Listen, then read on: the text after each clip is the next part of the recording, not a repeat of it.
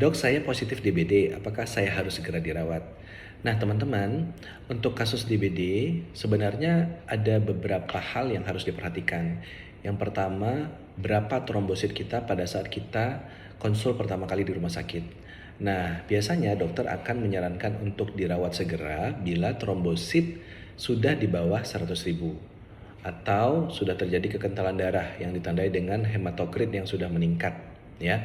Nah, kemudian kalau trombosit kita masih di bawah 100.000, misalnya kita datang ke rumah sakit di hari kedua demam karena demamnya tinggi banget ya. Kemudian diperiksa lab, ternyata hasilnya masih di atas 100.000 trombositnya.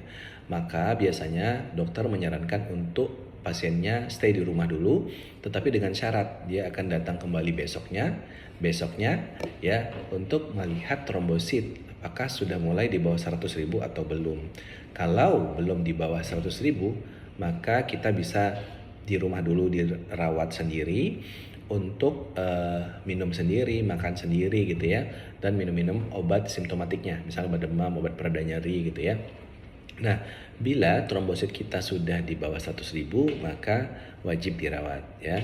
Yang kedua, kalau kita mengalami demam yang tinggi disertai dengan sakit kepala yang berat, nyeri-nyeri sendi yang berat ya. Kemudian intake kita sudah tidak adekuat, muntah-muntah setelah makan atau minum pun kita sudah nggak sanggup, maka sebaiknya berapapun trombositnya harus segera dirawat agar mendapatkan cairan dan tidak dehidrasi.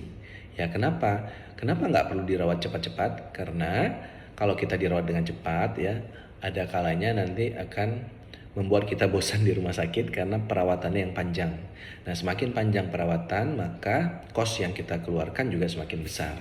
Ya, jadi kalau teman-teman sedang menderita demam, demam hari pertama, kedua, dan ketiga, biasanya DBD itu belum turun trombositnya.